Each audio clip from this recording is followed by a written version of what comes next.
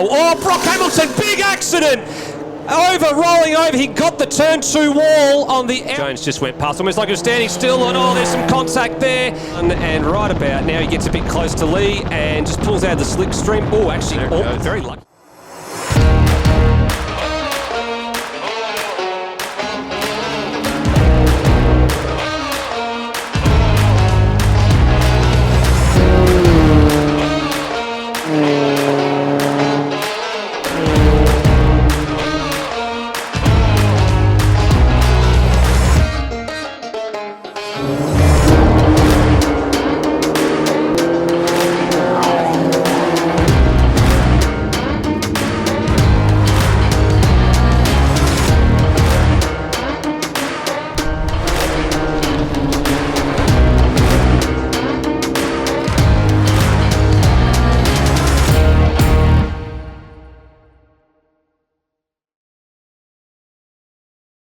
And isn't he loving it? Saw the broadcast and went, I am missing out on all of this fun. I'm going to dust off the car, and away we go.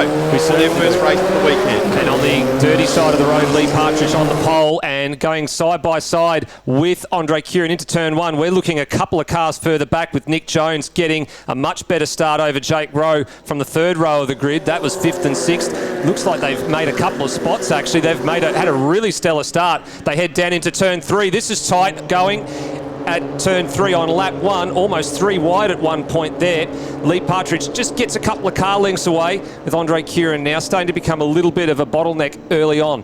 Important to note, Darren, extension of the lap counts this weekend. It's actually timed, It's going to be 25 minutes for 2 of the races for most of the categories this weekend, and a 20-minute race in the middle. So there's going to be quite a lot of worried drivers, I think, about can they actually make it 25 minutes, not from a car point of view, but from themselves, because it's very, very hot, and it's going to be very, very hard going out there around a track that demands quite a lot of attention and very, very rewards patience. I tell you what, it's going to be certainly as we get towards the end of today's program, Steve, with the sports sedans and the XLs. The big bang of sports sedans are going to get very hot. I guess these guys have got the lucky draw. It's an early race for tomorrow morning and then done by lunchtime. It's that mid-afternoon sun here in the central Victorian region that gets very, very hot here. It's a beautiful day, and I've got to say, as always, Winton Motor Raceway looks spectacular.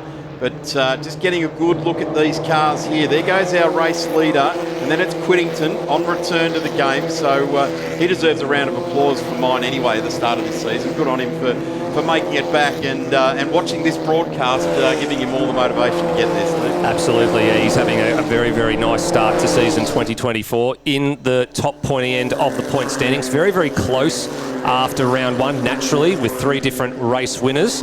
And Brock Hamilton, big accident! Rolling over, he got the turn 2 wall on the outside there, just ran a little bit too wide. That's a nasty hit. That'll be a red flag. Rob Vile pulling over immediately, and I think, is he going to potentially stop? No, he's more worried about what his competitor's doing. He's actually found a safe place. Racing continues though, but it will be nullified in the next few seconds as the field's coming around the top part of the circuit. Turns 5, 6, 7, 8, now onto turn number 9. Recovery crews are on the scene, thankfully, on the old front straight as Brock's getting out of the car. He's directly opposite our commentary position, but that was a nasty shunt, Darren. Certainly was. That was a big hit there, and it is a wall that is a magnet here at Winton Motor Raceway. And as always here at Winton, Phil Wisewood is the photographer on the spot there. I think he probably got all of that. And the driver, I would suggest, is just hanging in the car at the moment. We're just watching the safety crew there. We're just watching the cars continuing around on that lap. It's still a green flag at this safety cars. point in time. Safety cars waiting for out, and we're seeing the medical response exiting pit lane there as well. So we do have the safety crew right there on side, and they are communicating with him in the car. He is hanging upside down, but they have given the thumbs up. It's probably best that he hangs upside down rather than drop onto the ground once he releases the belts and just stay comfortable there. There's no threat at this moment on fire, but we do have 3 fire extinguishers sitting right there, poised, ready to go. The field will be eased past. They're going down the old pit lane, so that is great thought by our race control team. And how is this, Steve? We have got a first-time Clark, of course, here this weekend for the State Series, has got lots of experience with stepping up into a State Series role here this weekend. But first time Clark, of course, and his name's just escaped me as I'm saying that, but it was something I noticed before we came into this weekend.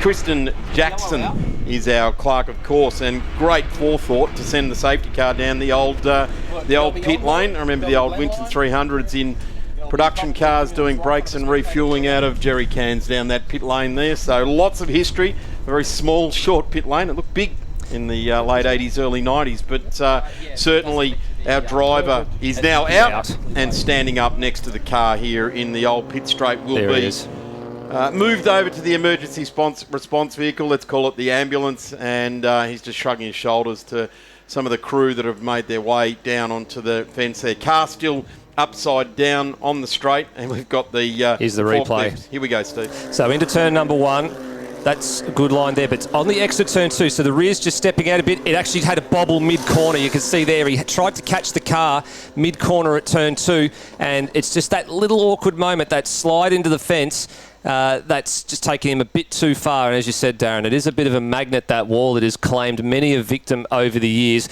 but once you hit that wall, there is very little chance to try and recover from anything, really, and almost looked like he might have gone up and over the wall at some point if it had stayed a bit close to the outside the track, but thankfully didn't ride the wall. And this is why safety is been a red-hot topic in the motorsport world in the last couple of years, especially the roll hoop height for Formula V. There's a minimum clearance that the drivers have to sit underneath from the roll hoop to the roll point on the top of the front of the car. It's a 50 mil clearance that they have to have, so it doesn't sound like much, but it pays dividends once you have a situation like this. We'll have another look at the replay. One of the good things that this replay shows is the improvements here at Winton. Where that car went off, it's a painted green section. It's not. It used to be quite a drop-off and dirt in there as well, so that's actually helped.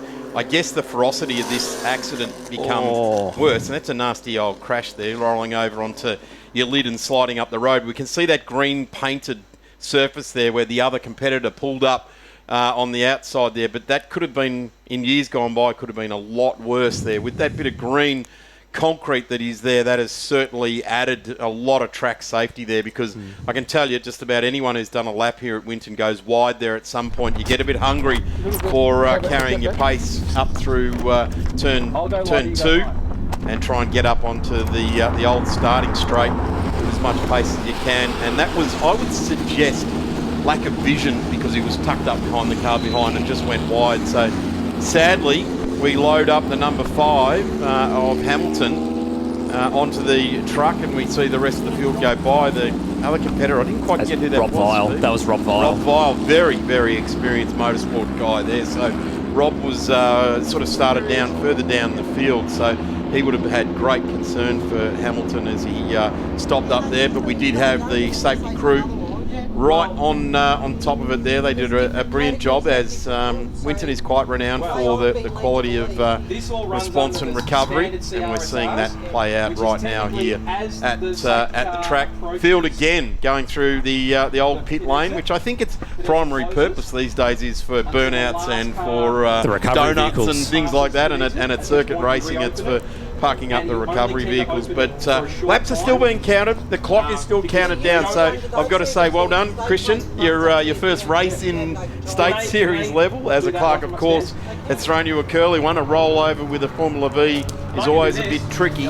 And I guess, Steve, we really can't. We got a great shot of looking straight into the car right now. I guess from the steering wheel forward looks okay, but the rest of it, got some fair old bent up bits of kit, isn't it? Yeah, I'm worried we probably won't see that car again for this weekend. There's quite a substantial amount of damage on 3 of the 4 corners of it, and I think they're probably going to retire that car for the weekend. Let's have a look at this from the turn 3 camera. Just look on the top side of the shot there. Up and over up and over, and what about a 720 on the other side of it as well? So and it's quite three heavy crunches down onto that rollover hoop too. And quite a nasty shunt there as well. So you can see why probably just about almost all 4 corners of the car are not looking too great at the moment. And that's a shame too, because Brock's had a bit of a torrid start to season 2024 at Sandown. If you were watching the broadcast, you remember the bodywork came loose on that car and it was flapping it was waving in the air going down the front straight. They had to pull him into the pits and secure that with a bit of race tape. And he went out in qualifying this morning and couldn't select fourth gear. He didn't have a first, he didn't have a second, he only had third gear that he could use, thought he could try and get fourth, and that facilitated them pulling the gearbox off that car and inspecting it, trying to get it ready and turning it around for race, and now unfortunately has hit the wall and probably won't see the rest of the weekend. Well, the update is the safety crew have put the oil down onto the track. They've now got the blowers out. Now they've got the brooms out trying to sweep up what liquid had been spilt there. I'm going to suggest that's more like gearbox oil or something like that out of a filler plug or something like that that's going on there. They're working very, very hard to get that done. And I would suggest we're probably going to have at least another lap under safety car.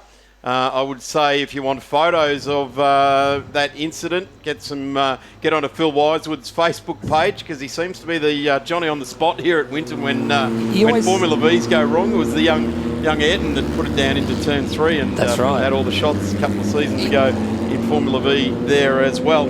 Interestingly enough, I'm just looking back at race 1 from this event last year.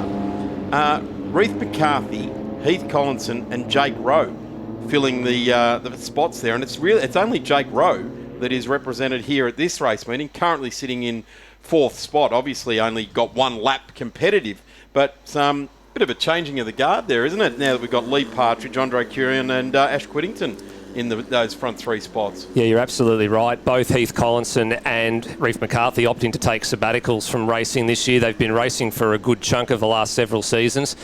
For Reith, it's an opportunity to go away and do a couple of other different things. And for Heath Collinson, he's actually still here at the track, but he's doing some work with the Silver Fox Racing crew, some data work and helping prepare the cars down there. So you can't keep them away from the track, but just for them, they are taking a step back from the racing and just doing something a little bit different. So still good to have them around, but unfortunately they're not partaking in any of the racing this year. We might see Reith McCarthy have another stab at Island Magic later on this year, but we're not too sure of the remainder of his plans for 2024. Great reminder for everybody, please get your tickets. There is the QR code on your screen. We'll leave it up there for another minute or two so you can wander up to your screen and get that information, get your tickets, get in here. Live and in all dimensions is always the best way to do it, but thank goodness the Victorian State Circuit Racing Championships do have this fantastic live streaming product out there via the Blendline TV networks. That's the tickets available online or at the gate. I would suggest get them online. That's the best way to do it. You can do it from the comfort of home, your phone or whatever it might be. But certainly grab that QR code, get yourself some tickets and join us here at the racetrack. Safety car in this lap is the word that we're being given from Christian, our first time Clark, of course. I've said that enough now, haven't I? Let's hope he has a pretty cruisy day and he can put his feet up for the rest of the day, Steve. Thrown in the deep end very, very early and a good job. But importantly, have a look at the clock that's left. This was meant to be a 25-minute race and look how much time is left. There's less than 8 minutes. We've chewed up quite a lot of time behind the safety car. If it was green flag running, we were tipping there was going to be somewhere in the vicinity of about 15 or so laps, but we've only chalked up 5 and 4 of those have been behind the safety car. So how many more can we get in the remaining 7.5 minutes? We're back to green flag racing and Partridge will head the queue down there. Oh, big slide job from Andre Curian. Tyres probably just going away a little bit, and that's invited Ash Whittington in the Oasis building number 12 to go down the left side as they go through the oil. Jake Rowe down the inside. Is he going to get a 2-for-1 special? He gains 1 spot. Couldn't quite snatch one away from Ash Whittington on the approach to turn number 3, but poor restart from Andre Curian. Yeah, certainly found out he got exposed down there at turn 1 when he turned in very wide, and then he had a second go at it and just massive understeer, which does not inspire confidence in one of these little open wheeler cars. This is going to be a good battle. Rowe wants the second spot on the road. He dives in there and just gets it done nicely. Whittington, I guess he opened the corner up to take his ideal line, and Jake said, well, you can open it up enough for me to slide in. I will absolutely do that. And as Ayrton Senna famously said, if you leave a gap, I will fill it. Yes, basically. And that's exactly what it was. If you no longer go for a gap, you are no longer a racing drive, was the other half of that equation. Correct. Correct. So Jake Rowe up to P2 now. Now, importantly, because of the poor restart for Andre Kieran, he was right tucked in behind Partridge going down to turn 1, but then that little slide job has just checked up the queue a little bit, and Partridge has made a nice healthy gap at the moment. Looks like he's got about 2 seconds on the field. He's at turn 12 while the others are just exiting turn 11, so he's got plenty of time. Look, he's not even in the shot here. So that's how far behind this next group of cars are. They're kicking up the dust on the exit of turn 12 there. The margin at the end of that next flying lap, I said it was roughly about 2 seconds. It's actually 2.5, so it's actually grown. So Partridge is definitely checking out here while this next group of Sabres squabble. And here comes Adam Nicholson out of 6th place. He's looking down the inside of Nick Jones in the Silver Fox number 11, and he gets it done. Adam Nicholson lost a couple of spots in that incident that occurred coming out of turn 2, and he's fought back to his original starting place. So he's actually moving through the field there from the Acura Motorsport shed and doing a very nice job as well. Getting a great shot of this just outside the top 5 pack, which is generally where all the battles start to occur. And back to there's the podium getters, and there's the number 32 there of Kieran as well, who started off further up the field, but starting to fight back, getting up on the ripple strips here as well, which we don't often see in Formula V's. They're sort of best operated not getting buffered around by the ripple strips, particularly the ones here at Winton. They can be quite aggressive, but certainly getting up on the ripple strip there and trying just to cover 1 metre less of track going through that corner to do so. There we go, dropping it off on the dirt there. That's not what you want to do. No, certainly not. A few drivers have been fighting the understeer problems this weekend. Adam Nicholson, did he miss a gear there because he just got Andre Kieran and Nick Jones just went past, almost like he was standing still, and there's some contact there. A little bit of lazy contact between Nick Jones and Adam Nicholson there as he tried to go right around the outside. It's not the best spot to pass. Usually down the inside's the option, and Nicholson may have come to a halt. It certainly has. With some sort of gone issue. out in protest there as well, because we see Nick Jones rejoining. Ash Clifford now moving into the top 5 as well. Power has jumped up a couple, 3 in that lap in fact. And he's looking for 4 and 5 at the moment, but he's got to fend off Charlie Richardson, and on top of that also got to fend off Cameron Bell. This is a 3-wide battle into turn number 3, and Richardson backs out of that one. There's Samuk Rudrapatna, who was the one starting rear of grid. Let's have a look at this. So it's almost like Nicholson either missed a gear or the engine stopped or something, because they went past him at a vast rate of knots. Looks like it might have been a missed gear, and just some lazy contact here, and that's that understeer you were talking about there just before, Darren, that there's a few drivers that have just not quite got the car turning in and pointing the way that they want it, and it's a bit difficult when you've just got to manage the car that's on the outside, but your car just sort of ploughs through the corner. I reckon Nicholson was having issues all the way into that last corner, their last time around. Now he's made his way up around to turn 3, and it sounds almost like clutch the way he's revving it up there, but certainly the car was ailing coming into the second last corner on that last lap, and they came through him, and then sadly Nick Jones had really nowhere to go and climbed wheel over wheel, which is always the most scary part of it, isn't it? Here we go, Triple Eight Holmes. Replay, yeah, he's understeered off there as well. It's got some sort of gremlins going on there. There's a world of hurt going on in that car, isn't he? He's doing such a good job up until that end of that lap. He definitely was. Not a good start to round number 2 for the Acura team. They've got 6 cars here this weekend. One was in the fence and the other's having some dramas, and we'll probably battle to get most of that garage in some good spirits after this one's over. There'll be a bit of soul searching. So Ash Whittington has now found his way back past Jake Rowe for P2. These two are 3.3 seconds behind Partridge. And Andre Kieran, who had lost that spot to Adam Nicholson, but then gained it back over the course of that second half of the lap before Nicholson came to a halt. He's just trying to catch back up to the rear of Rowe here.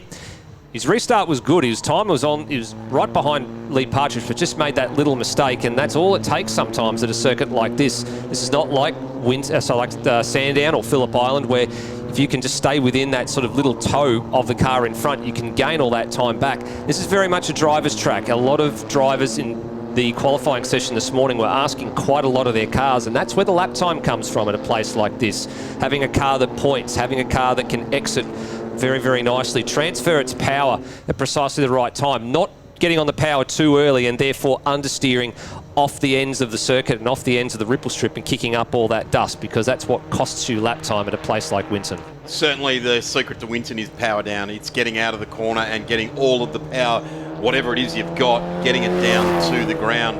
And it's always been the secret to a track like this, point and squirt, and get that power down. Great shot of Jake Rowe coming around through the S's last time round. Of course, Motorsport Electrics Online sponsoring the Formula Vees here this weekend. There he is, second in this lineup here, number 66, Motorsport Electrics Online. Got a good exit. Any of their gear, jump on and place your order. And great shots there of the side of the car coming through turn 3. Yeah, good exit there out of turn 2, but Whittington was very much awake to it, defended down the inside and straight down the middle of the road heading towards turn 3. Kieran's now caught back up, so a podium is not out of reach for him. Let's have a look down here. The last corner, so, someone on the infield there.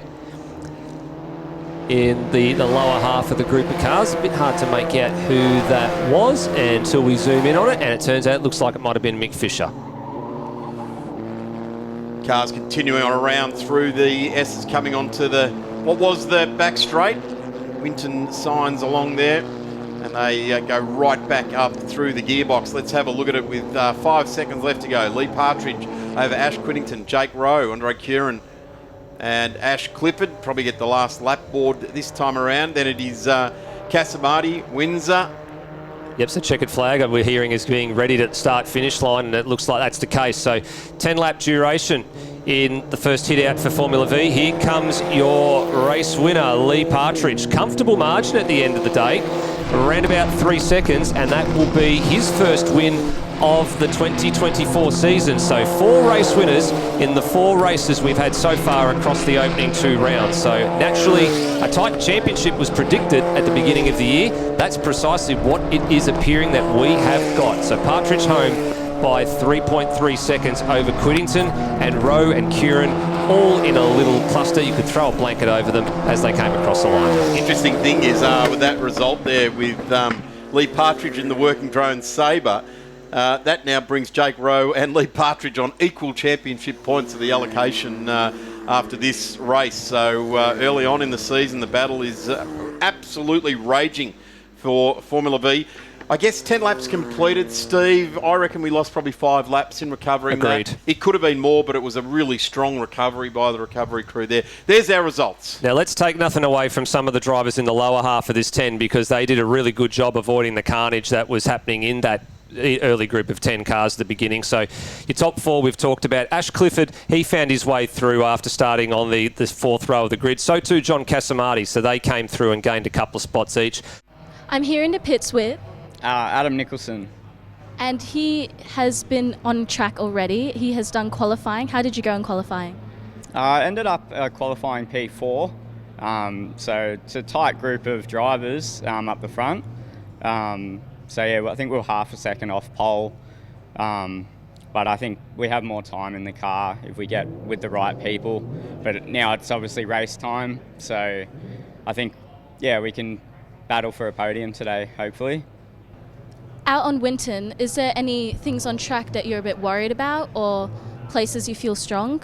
Yeah, I love Winton. It's probably my favourite track. Yeah, I just love tight, twisty corners, braking zones. It's every driver's dream, really. So, but yeah, it feels strong probably through 7, 8, and 9. I think it's probably my favourite part of the track. But yeah, there's nothing like pushing braking markers as far as possible. So, yeah. Going into the race, do you have anything you're going to take or make changes to the car with, or is the car feeling good? Tell me about the car. The car feels good. Just longer. On the long run, it sort of fades a little bit, so it becomes a bit understeery. But my mechanics and that making changes to make it better. So yeah, Kura Motorsport couldn't be more happy to be with the team. So they've got the best mechanics on the grid. So yeah. What's it like being in a big team? Is it good to have all these competitors around you, or do you feel a bit pressured by that? Oh, it's awesome. Like, there's so many people around, such a good environment. Everyone's friendly. And there's 5 other drivers in the team this weekend. So I think we make up like a quarter of the grid. or just over a quarter of the grid, and they're all lovely people. We just bounce off each other, work well together. So yeah, it's all positive. I wish you best of luck for this weekend's races and hope you have a great day out on track. Appreciate it. We're set to go at the back of the field. Everybody right to go. The leaders on this race get away very nicely indeed. They did a terrific job on the warm-up lap. They all came down to a halt pretty much within 20 seconds of each other. But it's a run down to turn one. Partridge has gazumped off the start. Whittington streams through into the lead of the race in turn one. Partridge's eyes wide open there, going, wow, what a start by the guy that was sitting right next to me. That's one of the things about Winton. The pole position is on the inside of the circuit, so it's the dirty line. So you might get an initially good launch, but the racing line's on the right-hand side of the track. So second place usually gets the better start here and usually can get the better run into turn one. That's exactly what Ash Whittington did there off the start. Good start for him. Plenty of drivers starting to kick up a little bit of dust on the opening lap here. They're dropping wheels off the backside of some of the curbs. They are a little bit vicious if you go a little bit too far, but so far everyone is still going, pointing the right direction. Nobody's off the circuit just yet. Ash had a little bit of a sneaky look there to defend from Partridge, but Partridge has slipped through at turn 7, straight back to the lead of this race, having none of it.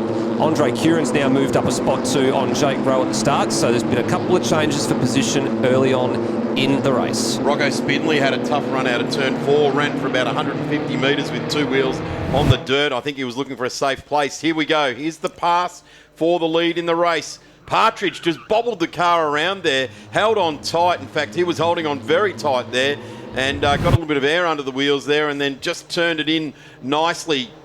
Owned that bit of track, and it looks like we've swapped them around again. No, he's back out in front, still there. He's further down the road there, but certainly that was a good manoeuvre there as well. Take nothing away from Ash Whittington. Looking back to car 17 in Ash Clifford there as well to start to push into the front of this field this weekend. I saw that Adam Nicholson in the Cura Motorsport Stinger had started to make his way through the field along with Nick Jones. There he is. Oh, there's a big cloud of smoke. Someone's run off the road there at turn number 1. It's very easy to do now that they've taken that marshal's post away from a couple of years ago and moved it to the outside of turn 2 rather than being on the inside of 1. It does encourage drivers to push a little bit harder there. Nick Jones, you can see, is up 5 spots. Adam Nicholson's up about 4, and he's tucked in. He just cleared Cameron Bell and Gavin Stubbs. So he's trailing Jones at the moment, who's had the better of the starts out of that pair. Claudia Lennox also coming from the rear of this field, charging pretty hard as well. Hasn't made up any spots yet, but certainly lap time starting to come to Claudia. I'm wondering if the number 12 machine here of Ash Whittington's having a bit of an issue because he's dropped away from that leading group of cars. He's now down to about 5th or 6th. He's just been passed by another of the Silver Fox cars in Ash Clifford. That's the Star Res number 17 there. I reckon he's down to about 5th because John Casamarti's gone through as well. Actually make it 6th. Trying to get 5th back here off of Clifford. And Malachi Windsor, he's having a stellar run actually. He's had a really good weekend, nice and clean so far, and he's not too far off these two much quicker Sabres. I mentioned on that opening lap, Rocco Spindley went off in the dirt. Started out of 8th, he remains in 8th, so didn't lose a spot there, but was certainly battling with the car to try and bring it 4 wheels back onto the track there. So it would have been a hairy old ride in the opening lap, 2 wheels off in the dirt, not being able to bring the car back in, and you're heading into one of the most difficult sweepers in the country. And he's kept it all going, so the green car stays in there. As you were just talking about there, Casamarti up 1, Whittington's gone down 4 spots there, sadly, so has to consolidate now, really has to start to work hard. You can go backwards at a rapid rate and off, but the catch back up again is going to be difficult. The 11 down Jones. The inside here, Nick Jones continues his charge into the 10 now. Yep. So 2 laps into this race. He started out of 17th, now inside the 10. This car is very much working in the window, and Nick's doing a terrific job. 136.32, and pretty much everyone else around him is in the 37s and the 38s, so he is rapid. He's doing the same lap times as our front 3 are, so I guess once water finds its level, Steve, that's where Nick will probably land inside that top 5 area. Yep, spot on there. This race is a little bit shorter than the race yesterday. It's also going to be shorter than the race this afternoon. So in the 20 minutes that you have this morning, you've got to just make your way forward. If you're Nick Jones, put yourself in a good position for the 3rd and final race, because you're probably going to struggle just a little bit to catch up to this leading group of cars. You're going to need to rely on a safety car or them to trip over each other, or a mistake to be made to really capitalise and cash in on the points. But from Nick Jones's point of view, I think if he can maybe get to top 5, top 6, I think he'll be pretty pleased with that, and he'll take that away for the second race of the day at 12:30 p.m. this afternoon. But this leading group of 3, Partridge, Kieran and Jones, have well and truly kicked away here. Bit of a margin now back to John Casamati in 4th, who's taking Ash Clifford with him. Interestingly to see Kieran there now dipping into the 34s, 34.5 for Andre Kieran. So he has closed that margin down. It was about 1 second at the beginning of the previous lap. It's now academic at this point. Certainly is. That gap is now in striking zone. So really fast. Car number 32 bobbing down into the 34s. The only one to go there at this point in time. And the AC Motorsports Sabre 2 is doing a fine job there. And what is interesting is that the Motorsport Electrics car of Jake Rowe just going with him, and he's into the 34s as well, but 0.3 of a second slower. So at the moment, Lee Partridge should be starting to feel the heat a bit, because the 2 cars behind him on the last lap round were faster than him. Oops, spin for Ash Clifford up at turn number 7. That's a shame, because he was doing very, very well. He was in 5th place there, tucked in behind Casamati, so that allows stablemate Quiddington to go through, and it looks like probably a good 3 or 4 other cars have gone through there as well. So that will drop Ash down to about 9th or 10th place on the road. Very, very disappointing for Ash there. He's had a couple of spins here over the course of the last couple of seasons. Old ear and car off the road, number 60, that's Samuk Rudrapatna. And he was last of all the runners, and that's at turn 9. So that's up at the exit of the top part of the circuit. And where is he? Is he even in the car? He's actually gotten out, I think, and made his way to the fence. Yeah, made his way to the flag point. So hopefully that car is in a safe spot. Down the front straight, a couple of cars side by side. This is Nick Jones and Ash Quiddington. So Silver Fox stablemates, is it? No, sorry, I apologise. That is John Casamati being overhauled by Ash Quiddington there.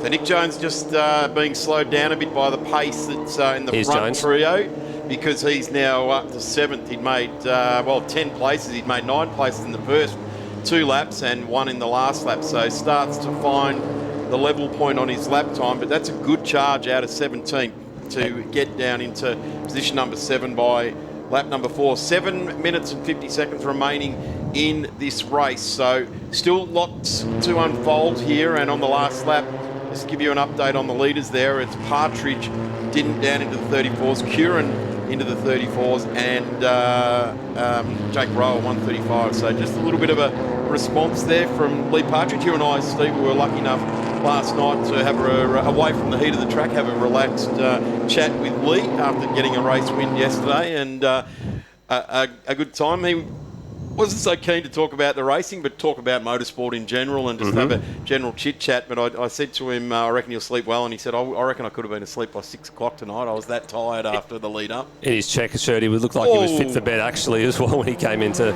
have a meal last night. But yeah, asking a bit of the car there, going through the last 2 corners.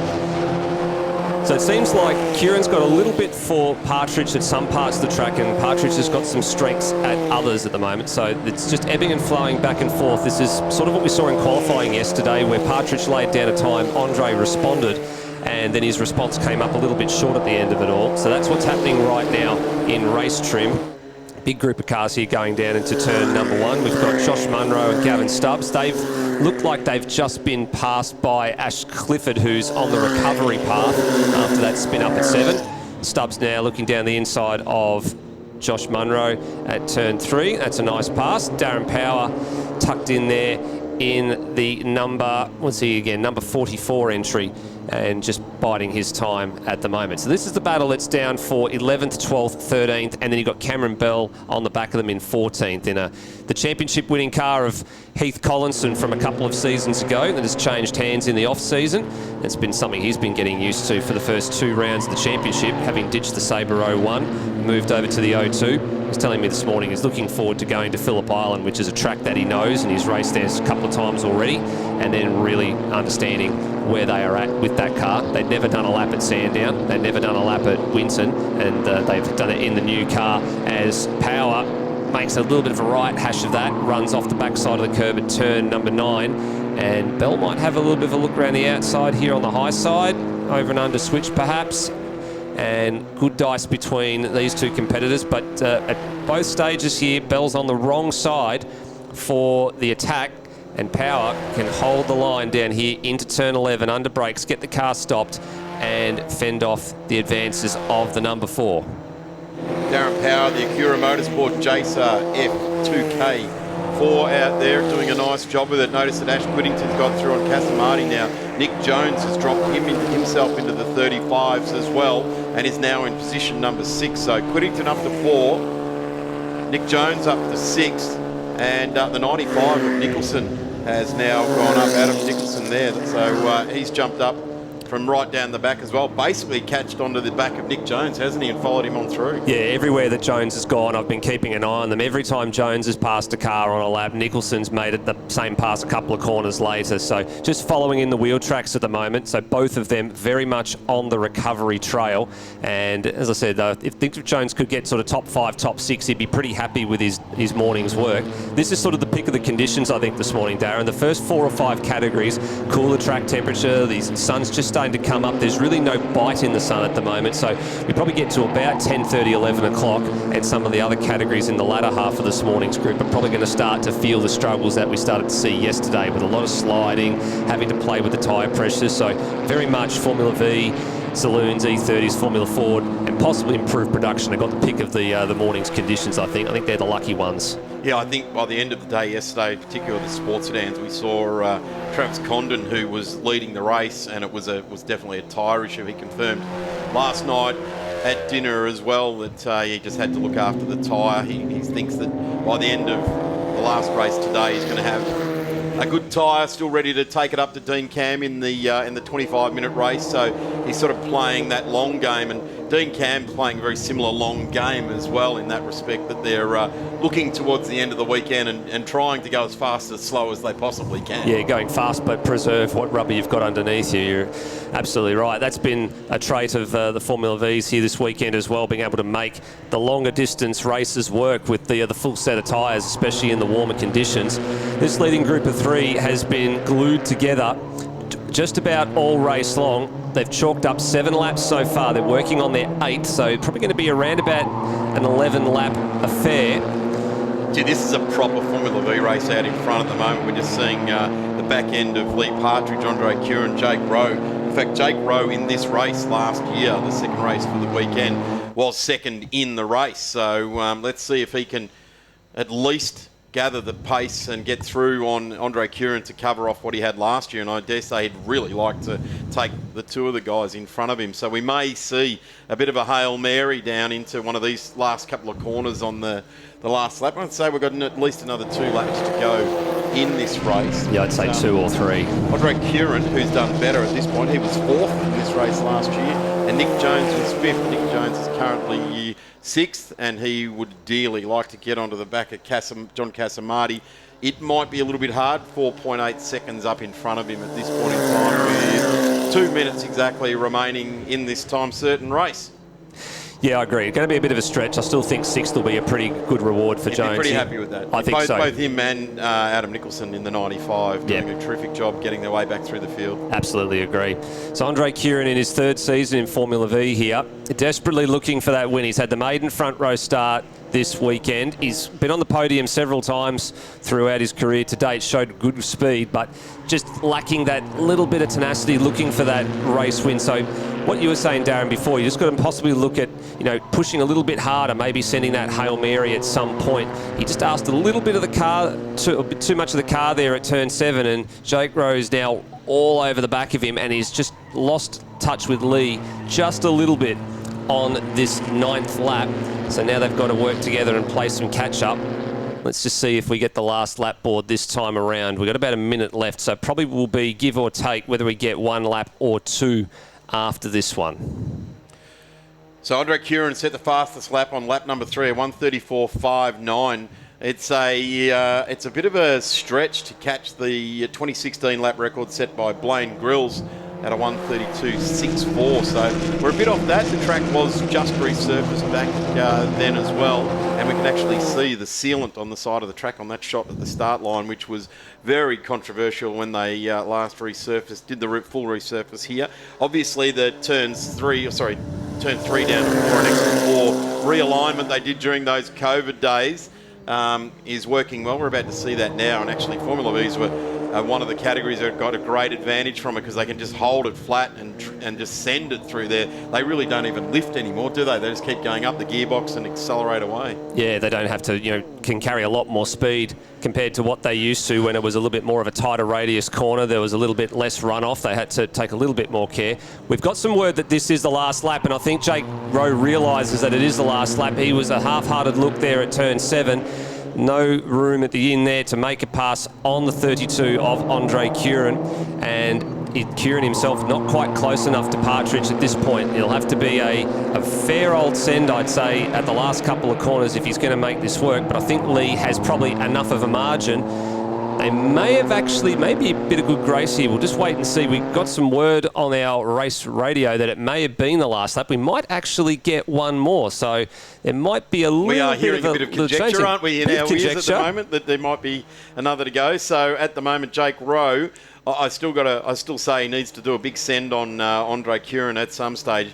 He's not close enough to do that big send. You've got to be at least another car length closer to make that work out. It appears as though we're going around again. Yep, there's the last there's lap the board this time. And we come streaming down into turn 1. This is fantastic Formula V racing. And in actual fact, maybe 2 or 3 others joining on the back here, so we could have the top 5. But this is the front group, and this is very typical how a good Formula V race plays out. Or Partridge starts to look for where they can go for it. Jake Rowe's quick through here. Look at now, that's the gap. That's how close he needs to be. It's coming at turn 7. If Jake can get close through the sweeper, there'll be a pass at turn 7 up on the end at this lap. So here we go. Look how close he is. Right under the rear gearbox of Andre Curran's Aussie Boat Sales number 32. Right through turn 6. Little kink here down the inside. There it comes. And super deep under brakes for Curran and holds onto the position, so was awake to what was going on, couldn't move over to defend the spot, so just had to stick to the racing line and just brake as late as he dared to hold off the advances. That is so great well open wheeler racing. Fantastic open wheeler racing. Jake showed the nose. He, all intents and purposes, could have put it down there, but Andre, just on that threshold of braking, was able to hang on and take the ideal line. And what it did was that it set him up for the next left and right because he had that nice sweeping run. Jake had to really pull the car up. So he had to have a go. He did. He showed the nose. He didn't just sit back there and let it all unfold in front of him. So well done to Jake. Even better, well done to Andre for continuing his race without getting any interlocking wheels. But have a look at this guy out in front. Working Drones Australia. This is Lee Partridge in Sophie. He calls it a race car. Absolutely. Toss a blanket over the top 3, less than a second at the flag there. So well matched, those 3 drivers, for the latter half of that race. Could not separate them all, and they couldn't separate themselves quite well at the end of the day either. Ash Whittington, a little bit of a distant 4th there. He was 8.7 seconds behind Rowe in 3rd at the checkered flag there after 11 laps, and Casamati home for 5th. Now, Nick Jones and Adam Nicholson, we're just seeing on our timing, have swapped spots, so that's a pass that we didn't see in that race, so that's going to be a bit of an interesting discussion considering the 2 of them came together yesterday afternoon. So 6th for Nicholson, 7th for Jones. Malachi Windsor, that's a great return from his 7th place yesterday, backing it up with an 8th place finish. So that's the first of the Acura cars home. Good to see he's continuing on with some good results this weekend. Ash Clifford, the Star Res and Silver Fox number 17, recovered to 9th after the spin we saw at the beginning of the race. And Rocco Spinley, the last car inside the 10. So there's your winner. Lee Partridge takes out race number 2 after he took out race number 1 yesterday. Can he do what we last year saw Cadell Ambrose do and take 3 from 3? I dare say it's going to be fairly difficult for Lee to be able to do that because there's at least a dozen cars there that really want to take it up to car number 28 of Lee Partridge to Andre Curran, Jake Rowe taking out position number 3, and well done to Jake for having a dip at it, trying to get the next step on the podium. Ash Whittington in 12, John Casamati, Adam Nicholson and Nick Jones. What a great run from 16 and 17 on the road there. Those 2 getting in 6 and 7. Malachi Windsor, Ash Clifford. Sadly, Ash started out of 5th, had a spin, but has fought back inside the 10. Rocco Spinley did a tremendous job there as well. And, well, the big shout-out to Race Fuels now. They've been here all weekend, 8:30 to 5, Friday and Saturday. They're finishing up and packing up at 3. So if anyone in the pit and paddock area needs fuel, get down and see Matt at the Race Fuels compound down in the pit and paddock area. Big shout-out to the Race Fuels guys. They are everywhere this weekend. Tasmania, Queensland, New South Wales and South Australia. So great to have them here and keep us going. Race 3 for the weekend is underway for Formula Vee. Certainly is. On the outside, it was Andre Curran, and he got the whole shot here on Lee Partridge into turn number 1. Great onboard shot from Ash Whittington, who's got a similarly good start, and he has. So through goes Curran. That's exactly what they wanted to do. They started 4th in race number 2 this morning, got their way to 2nd. That was the goal, because it puts them on the clean side of the grid for the race start, and they've used that to full effect. So too did Ash Whittington. He was on the clean side of the grid next door to Jake Rowe. So 2 changes of position, 1 and 2 have swapped, 3 and 4 have swapped, and they're doing their best to kick away from Casamati and Co, who are trying to stay with them. We're looking at Rocco Spinley, who's had a good start as well, over Ash Clifford in the number 17 entry. So Clifford started 9th, and Spinley in car 82 started in 10th, so that's an exchange of positions there as well. So a couple of spots swapping early here in Formula V, as Partridge applies the pressure to the rear gearbox of Andre Curran in the AC Motorsport, number 32, heading down to turn 10, forcing the defence early on. Now straight down the inside. Partridge not wasting any time. Crossover, switch over as they exit turn 10. Little bit of overlap here for Curran, so Partridge will have to give him a little bit of space up to 11, but he holds the high ground on the inside and should consolidate P1. So led for all of about 9 3/4 corners, I would say, Darren, in car 32. Partridge back to the front at the end of lap 1. Yeah, this is a very, very strong weekend for Formula V, and it's certainly been strong for the last few seasons as well. But to tell you what, this the way they're going at it at the front at the moment, they're really playing for keeps. And this is good. This is the sort of racing you need in Formula V. It's got to be good and it's got to be hard and close. And that's the magic formula with Formula V. And if you ask any of them out there, they'd rather it be good, hard and close than to be drawn out and boring, that's for sure. Curran just missed the apex a little bit there at turn 3. That sort of invited Ash Whittington to have a little bit of a look, and he wasn't quite close enough to stick his nose down the inside at turn 3. And this leading group are starting to get away from Casamati. And he's going to be caught fairly soon by Nick Jones and Adam Nicholson, who themselves have swapped positions from the start as well. I'm interested to see how far Nick Jones can go in this 25-minute race. I'm expecting him to really catch back up to the rear of this group before and really start to try and challenge it. Oh, look at the understeer for Whittington. He came through turn 8 and the car slid wide on him, car sort of dancing around on the rear a little bit. He's still managing to keep in touch with Curran and Partridge though. No, there's no room down there, Andre. You need to just pull back in there, a little bit too far away from Lee to really make a pass. Good exit out of turn 10 though, following right in the wheel tracks, but Partridge will park it in the middle of the road.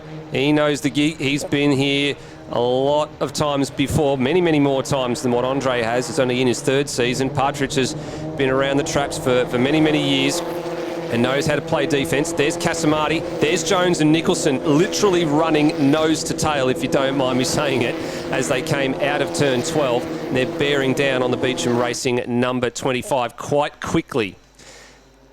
Looks like Ash Clifford has managed to get past Rocco Spinley in the Acura number 82 and is running away from him quite quickly. So over the course of the first 2 laps, Clifford now moves up to 9th. They actually lost a spot to Malachi Windsor, who jumped them both at the start. As we're looking down here, a bit further in the pack, Rob Vile and Charlie Richardson, car number 7 and car number 16, going through turn 3 and 4. There's plenty of drivers that haven't had a lot of the airtime this weekend, but they've been doing personal bests and they've been having some great exchanges, but plenty of action up and down the field. We don't know where to look. There was just a quick exchange there on the exit of turn number 7 with Whittington slipping through into P2 ahead of Andre Curran. Jake Rowe now back to 4th, and a little bit of a small gap there for Lee Partridge. Just a little bit of breathing room, probably for about, I'd say, half a lap, maybe give or take, until they catch him back up again.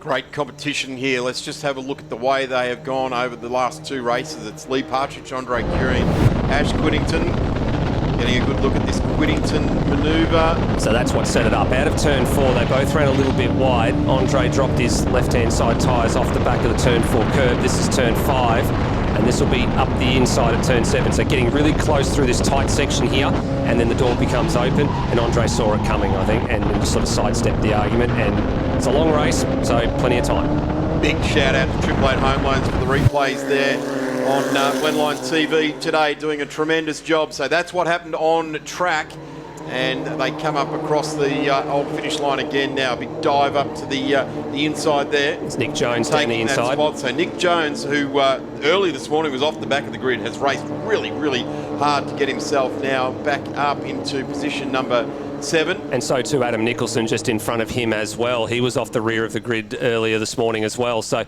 they've now made their way past Casamati, and now the next target for them is going to be the rear of Jake Rowe. So it's about 2-second margin from 5th place to 4th place. So still a lot of time to go in this race. So they don't need to turn the afterburners on just yet. But they're just going to slowly start to work their way up to the back of GR Motorsport Electric's number 66. So there they go through turn 10. There goes the number 95 of Nicholson, Jones, and then Casamati. And then behind them, here we go. There's a little bit of an over and under there between Malachi Windsor and Ash Clifford, who himself is on a bit of a recovery trail here. That moves him up to 8th place.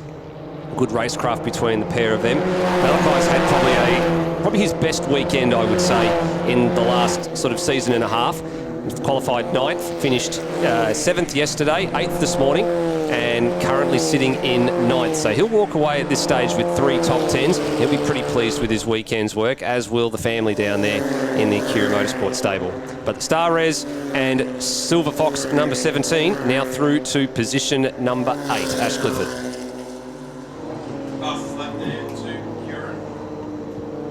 Fastest lap there to Kieran in this race.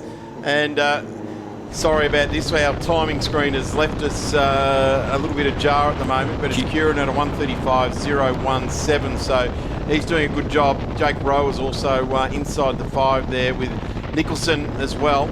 Just looking for where the push for Brock Hamilton is, and that's up to 18th at the moment. Yes, I think they probably will have set some realistic expectations for him for this race, just to slowly get used to the car, because it's foreign to him. It's going from a Bentley to a Volkswagen. It's a massive difference between the two cars. He was in a Jacer, it's now in a Sabre 02, so of course getting used to the quirks of the Sabre versus the quirks of the Jacer is going to be very, very unusual for him. So put some realistic expectations on it, just drive the car, drive it straight, bring it home in one piece, and just be sensible with things. As Jake Rowe's now gone through to position 3 ahead of Kieran. This leading group of 4 just stretching out just a little bit. Still a long way to go, better part of 12 minutes, so a lot can happen in 12 minutes. It's essentially just past half race distance, that's for sure. So the lap's completed at 5, and you would have to suggest that it's going to be out over about 12 at the end of this journey. And that will also depend on green flag running as well, but there's been no reason to suggest that the Formula V's will put us into a situation where there is either a safety car or some sort of other intervention. Interesting little side note that's been handed to me is that Lee Partridge is now part of the athletes being supported by Pit Lane Clothing. So is it testament to the fact that Pit Lane Clothing that he's taken 2 from 2? Probably not, but he's certainly looking smart in the meantime. He certainly will. We've got Gavin Stubbs here chasing Josh Munro in the car 76. They're trying to mow down Rocco Spinley for the last spot inside the top 10. And these 3 that are just on the screen are quite evenly matched at the moment. It's Cameron Bell in the number 4 Sabre 02 off the back of that group as well. And he's running around in 13th place. And Munro was the recipient at the awards presentation day in February, just before the Sandown round, of a piece of orange, actually a roll of orange race tape, after having to put his nose cone together on several occasions last year. So his trophy was there's no more orange race tape in the state of Victoria, so they gave him a roll of orange race tape. Don't know where they acquired it from, if there's none left in Victoria. Leading groups close back up again. Stubbs and Munro, we were just looking racing at there in the middle of the pack, smack bang in the danger zone where normally there's a lot more action. And we go back to the front of the field. Being harassed here, Lee Partridge really starting to come under some pressure from Ash Quiddington in the Oasis number 12. Also part of the Silver Fox stable. We've got 4 cars there. Oh, a little bit of an awkward bobble in the braking zone there. Caught it nicely.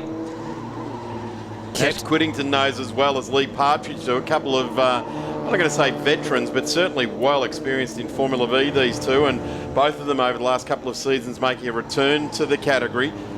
They know what it's all about, and I certainly think they know that you don't interlock wheels in Formula V racing, but he is coming under massive fire now from Jake Rowe. That is massive pressure out here. Great shots over the shoulder of Ash Quiddington, and what a fantastic return to the category. There's one of those horrible ripple strips here at Winton Motor Raceway there. It's like a half sausage type of affair. Yeah, the inside ripple strips are the ones you typically want to avoid here because they are that raised profile. A lot of drivers will use the outside ripple strip. You'll see them here. They'll run wide at turn 10. Just take a little bit of that curb, but not too much. Oh, Andre Curran just sort of went a little bit too far there. Lucky to get the right rear of the Dunlop there back onto the black stuff. They do use the corner exits more than they use the inside. The only inside corner that's a bit flatter here is turn 3 and 4 because that, of course, was reprofiled a couple of years ago, just in that sort of COVID hit years, to invite a bit more passing. The leading group picked up their act, I think, a little bit here. They're into the 35s. 35.2 for the race leader, and Nicholson's in the high 35s, so 35.9, and Jones in 35.5. So that sort of charge from the drivers in 5th and 6th place at the moment has just started to fade a little bit. This is the part of the race in Formula V racing where everyone takes a breath, pulls down on the belts ready for the last 2 laps of the race. It's where the injection of enthusiasm will come back. It's about feeling what's under you. It's about observing the car in front, and if you get any chance in the mirrors, just to see what the car behind is doing, and just to settle things down and work out where your car's got its strengths versus the guy in front of you, and or the girl in front of you, and make sure that you have got your A game ready for the last 2 laps of the race. Interestingly enough, we've got this race in 4 again between Partridge, Quiddington, Rowe and Curran.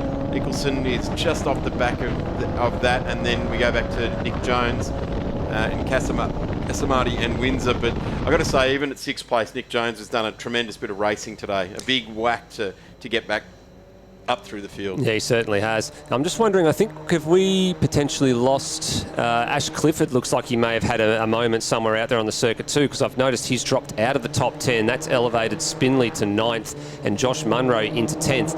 And Clifford had a lap of 146.8 last time around, so he's come off the circuit somewhere, possibly had another spin or another moment. So all that hard work he'd done to move himself up to 7th or 8th has unfortunately come unglued. Have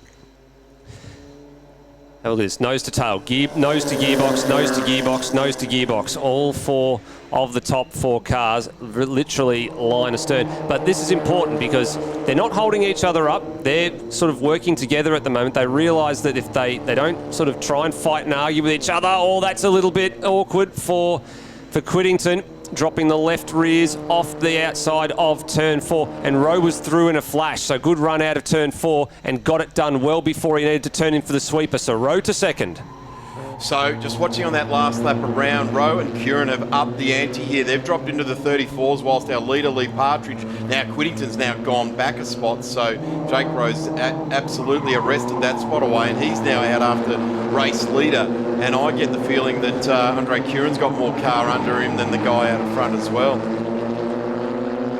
So car number 66. So the 66 of Jake Rowe. We're just hearing smoke out the back. It's also got a bit of smoke out the back of Curran's car. Here we go. Yeah, watch the left side tyres. Both left-hand sides off. That destroys your momentum out of that corner. It was opened up deliberately so you could try and carry the momentum. But it's a harsh form of the game, isn't it? Formula V, you just go off the back of the ripple strip. You cover yourself, quarter of a second. He's up on the ripple strips again now in car number 12 is Quiddington, so really getting right into it. But it was Jake Rowe who's arrested that position. He's into P2. Quiddington getting a little bit desperate, actually, getting up on the ripple strips like that in a Formula V. He's still seen the 66 flow through.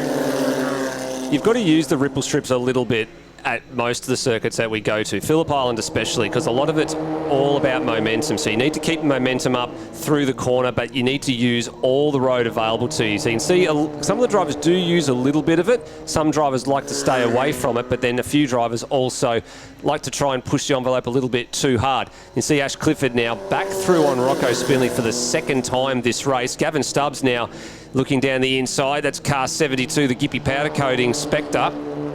Looking down the inside at 3, but Spinley will hold that position. Great exchange there.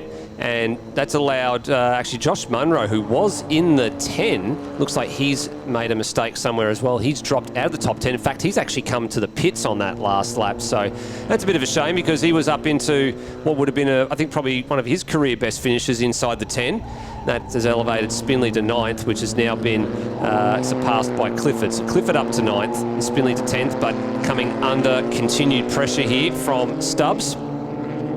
Another one of the Beecham supporter drivers. Then you go back to Cameron Bell, who's got Charlie Richardson right on his hammer going through turn 8 and 9. And then here's Samuk Rudrapatna, Darren Power. And there's Brock Hamilton tacked on to the back of Darren Power. So Hamilton's managed to get himself up to 16th, looking at our timing here. And I'm not sure if he was looking to size up a pass there down at turn number 10, but sizing up a pass and executing a pass at turn 1 is Ash Quiddington. So back through to second. So not a lot of swapping and changing in the leading group of cars. There's only been about 3 or 4 changes of position in the leading group before this race. It's not like Phillip Island or Sandown where you've got the slingshot assistance from the draft, which is very powerful at both of those circuits. You haven't got a lot of that effect here. You need to really ask quite a lot of the car at a lot of the turns. That's where the lap time is made. Can you take that corner a couple of kilometres an hour faster than your driver? So here's Quiddington and how he got that move done. So he set it up at turn 11. So he was asked Jake Rowe for a bit of space at 11, which Jake Rowe gave him. That then, there's the smoke we've been talking about for Rowe. There'll just be maybe a little bit of overflow onto the exhaust manifold there. And then Rowe moved over and Quiddington got a very good exit out of 12, and that was enough to execute the pass at turn 1. Great shot here when you see the drivers hit the brakes, how the body compresses into the chassis of the car there. That was really evident at turn 10 there when he hit the brakes and the helmet dropped about 4 or 5 centimetres into the tub of the car, which can be arrested a little bit with a different pour of the seat where they sit in the car, so there can be that, but certainly you do see the forces that are going through the body in these cars when you look straight over their shoulder like that for it.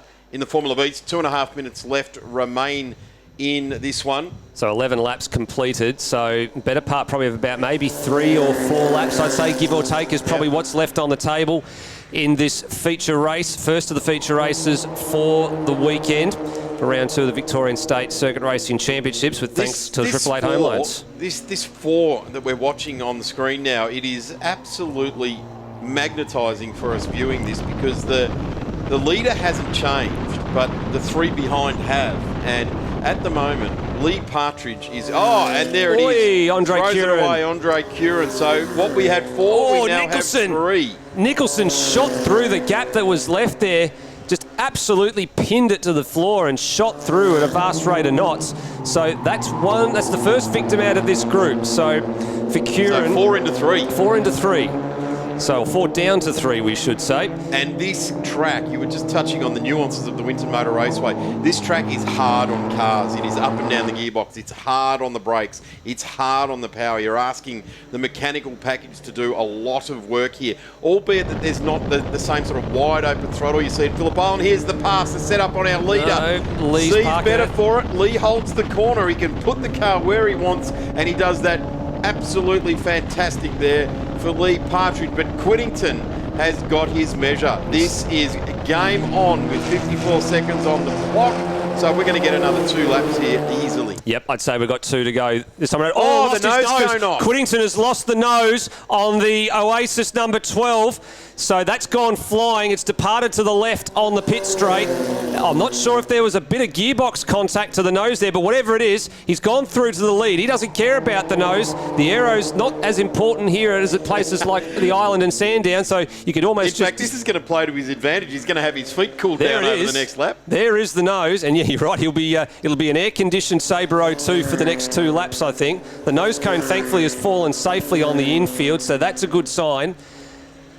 But he's got the lead of this race. We didn't actually see any touching that was going to tear the nose off, but clearly there's been something in contact with Lee Partridge's car. Unless it was something earlier on in the race, in the battling earlier on in this contest. But Quiddington has gone through. Partridge led all of the 12 laps until that point. In fact, to the line of the 12th lap. This might give us an indication here. It was already coming loose. You can see it there. It's already visibly loose on the front of the car. It's missing one of the Zeus clips. Yep, and watch it. 3, 2, 1, and right about now he gets a bit close to Lee and just pulls out the slipstream. Oh, actually, very lucky not for it to run under the front tyre there as well. I'm wondering if he got a little bit too close to Lee when Lee was defending into turn 11 because it was very, very close. So maybe the slightest of contact there has just upset the nose. All right, last lap board is being hung out, so it's a race in 3. Partridge, Quiddington and Rowe. Not just for the race win, but for Partridge, this is important because it'll be round honours for him. He only needs to stay where he is, importantly, in second to get the round win, but he goes deep under brakes into turn 1, effectively a block pass on Quiddington. Now he's going to move over and defend, but Quiddington's right there, so he has to leave the required car's width of space, and here comes the number 12 for Silver Fox up the inside. Lee leaves him the room, but Jake Rowe now wants a piece of this up the inside at turn 4. He can't make that move stick. That gives a little bit of breathing room to Partridge. Doesn't it ever? It will give Partridge exactly what he wants at this part of the lap, because this is where Quiddington has been strong, and he's not even in the strike zone now. In fact, he's falling into the clutches of Jake Rowe. Car 12 sands the nose cone, got at the highest speed part of the Winton Motor Raceway, got overtaken. Here it is, coming up to challenge for it. There it is. Partridge puts it in there. Beautiful bit of driving by both of them. Brave move by Partridge. It was a calculated risk, and it was one of those 50-50s. There's no way that was a 1%er. This was the one where it really started to tell. So Lee knew he could hold the car out wide. With this newly reprofiled corner, it gave him an absolute and distinct advantage to be able to press on through. Certainly did. Last chance for Jake Rowe here at turn 11, but he's a bit too far back to send the Sabre 66 up into position 2. So he's going to have to settle for third unless there's a mistake on corner exit here. But the first person this weekend to chalk up 3 wins for the second round of the VSRS is Lee Partridge. He's very happy, isn't he? He's very happy. Fist pump across the line there. So Partridge celebrates 3 from 3 in round 2, thanks to the Motorsport Electrics online sponsor for this round. The race continues right back through the field, Steve. Yeah, so Kieran looks like he held off, I think it was Nick Jones there for P4, which is a good result. Looking back here at Cameron Bell and Brock Hamilton in the number 40, that's, as we said, the Silver Fox Racing spare car. Charlie Richardson tacked in here as well. Now, this is Bell, who, according to our screens, is currently 11th. Will that change hands before the flag? It'll be a bit close. Not quite close enough. Actually, there's been a little change. So Bell actually is 10th, Hamilton 11th. He actually did get Bell 11th. Hamilton did get Charlie Richardson on that lap as well. So he actually got himself up to 12th at the end of that. And I'm on board here with Ash Quiddington, some good camaraderie, and just, yep, there's the old, hey dude, great race. Yeah, it's the hang loose, isn't it? The hang loose. That was that's cool, and good to see that at the front of the field in Formula V's there is some good camaraderie. Lee Partridge, as we said, Steve, takes 3 from 3. Certainly does. So he's the only multiple winner of races in Formula V this season, and he got all of them this weekend. So he will lead the championship heading to Phillip Island at the end of June. And Ash Quiddington, Jake Rowe and Andre Curran, they're all still within striking distance. It's still a very closely run Formula V Championship this year.